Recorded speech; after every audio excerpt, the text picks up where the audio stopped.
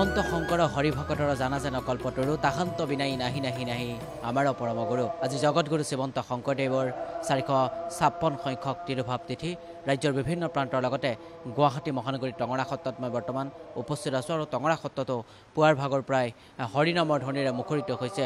ৰাজ্যৰ উজনি অসম, নামনি অসম, মধ্য অসম, নামনি সকলোতেই আজিৰ দিনটোত দেখা পোৱা গৈছে হৰিনামৰ ধ্বনিৰে মুখৰিত হৈছে।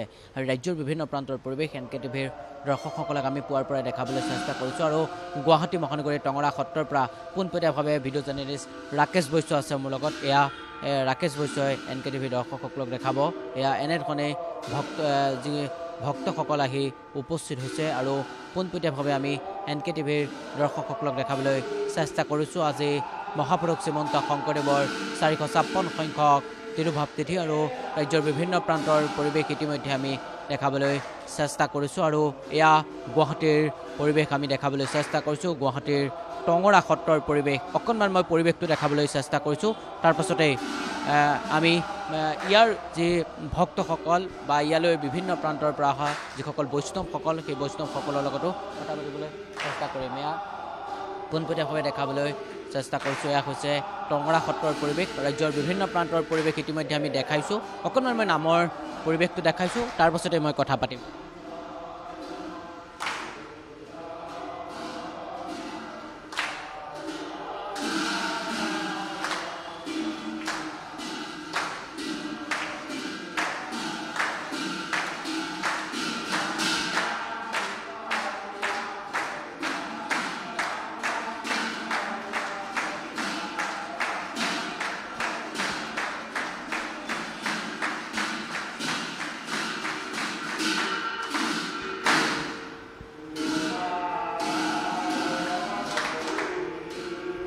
মই পোনপটীয়াভাৱে দেখাবলৈ চেষ্টা কৰিছোঁ আৰু মই কথা পাতিবলৈ চেষ্টা কৰিম ইয়াৰ বৈষ্ণৱসকলৰ লগত।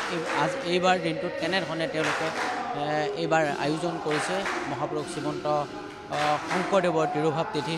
মই পোনপটীয়াভাৱে তেওঁলোকৰ কাষলৈ যাবলৈ চেষ্টা কৰিছোঁ। মই আপোনাৰ কাষলৈ আহিছোঁ। আজি মহাপুৰুষ শ্ৰীমন্ত শংকৰদেৱৰ তিৰুভাৱ তিথি আৰু টঙৰা সত্ৰতো বিশেষ আয়োজন কৰা হৈছে। কিমান ভক্ত ইয়ালৈ ভক্ত আহিব আৰু কেনেধৰণে এইবাৰ পালন কৰা? সমাগম ধৰিব নোৱাৰি। এতিয়া ৰাজহুৱা অনুষ্ঠান যিহেতু ইয়াত গুৱাহাটী মহানগৰীৰ আটাইখিনি আহি আহিব আৰু আইসকল, বাপ বান্ধৱসকল আৰু ধৰক ল'ৰা ছোৱালী আটাইয়ে আহি ইয়াতে সহযোগ কৰি নাম প্ৰসংগত জড়িত হয়। আৰু এইবাৰ গুৰুজনাৰ তিথি আমাৰ 556 সংখ্যক উলহ-মালহে উদযাপন কৰা হৈছে। আৰু গুৰুজনাৰ গোটেইখিনিয়ে ধৰক জন্মতিথি, মৃত্যুতিথি, মাধৱ গুৰুজনাৰ জন্মতিথি, মৃত্যুতিথি আটাইখিনি আমাৰ ইয়াতে 3 দিনা দৌল উৎসৱ হয়। আৰু 3 দিনা এই জানুৱাৰী মাহত তেতিয়া মাঘ মাহ পৰে, তেতিয়া আমাৰ 3 দিনৰ ভাগৱত হয়। আৰু ধৰক আপোনাৰ আমাৰ জেঠ মাহ পৰে, তেতিয়া জেঠ মাহত এদিনীয়া ধৰক পালনাম উদযাপন হয়। ইয়াতে ধৰক সত্ৰই নীতি নিয়মেৰে আটাইখিনি নিয়মত ইয়াতে অনুষ্ঠানবিলাক পালন কৰা হয়। আমি উজনি অসমৰ দেখোঁ মাজুলীকে ধৰি নগাঁও, বটদ্ৰৱা আমি দেখিবলৈ পাওঁ, কিন্তু গুৱাহাটী মহানগৰীতো কিন্তু যথেষ্ট লোকৰ সমাগম হয়। এই আধ্যাত্মিকতাৰ যিটো পৰিৱেশ, সেই পৰিৱেশ গুৱাহাটীতো যথেষ্ট আছে। আছে। এতিয়া কিছুমান মানুহে কয় গুৱাহাটীত নাই বা লয়াৰ আছামত নাই। সেইটো আপাৰ আছাম, লয়াৰ আছাম বুলি নাই, ধৰ্মত সকলোখিনিতে আছে। আমাৰ এতিয়া গুৱাহাটী মহানগৰীত এইখনে একমাত্ৰ সত্ৰ আছে। এইখনত সকলো অনুষ্ঠান উলহ-মালহে আমাৰ পালন কৰা হয়। আজি আপোনালোকে দেখিছেয়ে, এইখিনি ধৰক আমাৰ শংকৰ গুৰুজনাৰ তিথি উৎসৱ যিখিনি নহওক আটাইখিনিয়ে পালন কৰা হৈছে। আৰু কৰ্মকৰ্তা, সহযোগ কমিটিৰ ফালৰ আটাইখিনিয়ে সদস্য সহযোগ কৰিছে। আৰু বাহিৰৰো ভকতবৃন্দ গুৱাহাটীৰ নানান ধৰণৰ ঠাই ইয়াত উপস্থিত হ'ব আত্মীয়। ধন্যবাদ জনাইছোঁ। অকণমান মই পৰিৱেশটো দেখাবলৈ চেষ্টা কৰিছোঁ। এয়া হৈছে টঙৰা সত্ৰৰ পৰিৱেশ। টঙৰা সত্ৰত পুৱাৰ ভাগৰ প্ৰায় হৰিনামৰ ধ্বনিৰে মুখৰিত হৈছে। অসমৰ বিভিন্ন প্ৰান্তৰ পৰা গুৱাহাটী মহানগৰীত থকা এইসকল ভক্ত পুৱাৰ ভাগত আহি উপস্থিত হৈছে আৰু নাম প্ৰসংগ বৰ্তমান চলি আছে। মই অকণমান পৰিৱেশটো দেখাবলৈ চেষ্টা কৰিম।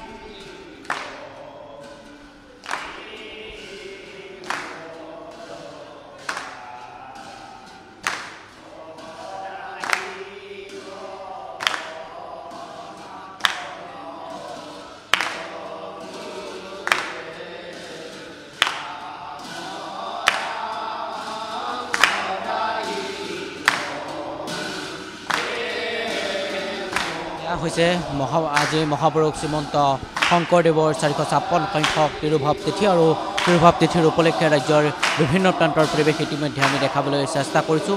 আৰু টঙৰা সত্ৰতো এনেধৰণে নাম প্ৰসংগ চলি আছে পুৱাৰ ভাগৰ পৰাই। আৰু এক আধ্যাত্মিক পৰিৱেশ বিৰাজ কৰিছে টঙৰা সত্ৰটো।